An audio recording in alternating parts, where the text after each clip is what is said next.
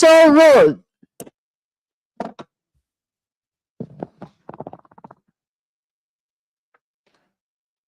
Madam Chair, The Honorable Marcoleta. point of order.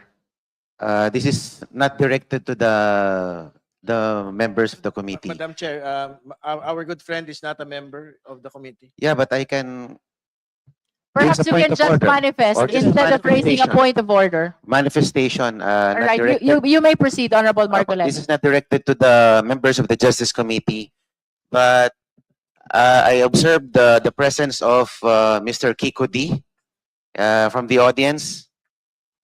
Though he was allowed to be an audience in the proceedings, despite his withdrawal of the second impeachment complaint, I suggest that he observe proper decorum.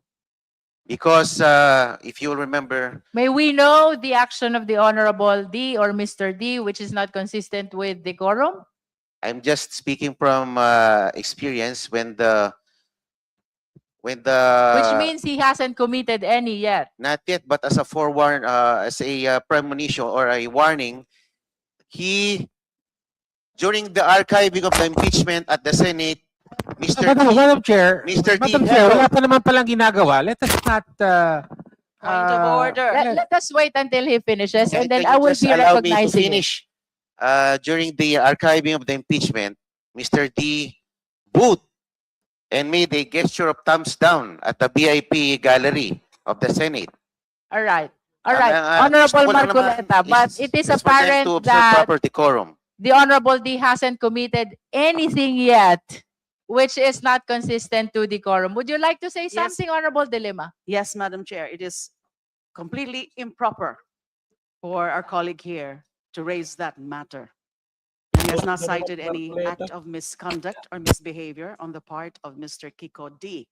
And alluding Would you to like that, to make a alluding- motion to that effect? yes, my motion is to strike out the manifestation. Second, Madam Chair. There is a motion to strike out from the record the manifestation of the Honorable Marcoleta. The same has been seconded. Is there any objection? Hearing none, the motion is granted. The manifestation of the Honorable Marcoleta is hereby ordered stricken out of the record. Pansin. If there are no other matters which the members wishes to discuss, the chair is ready to hear your most favorite motion. Move to adjourn, Madam Chair. There's a motion to adjourn. The same has been seconded. No objection. Our meeting is suspended until tomorrow, 10 o'clock in the morning. 10 o'clock tomorrow. Just ko, Lord Madam Marcon. Chair. Baka, you have to correct the motion though. Wala na, adjourn na. O, di ba? Putres, panggulo talaga yan si Marco Beta. Mapansin, like father, like son nga, di ba?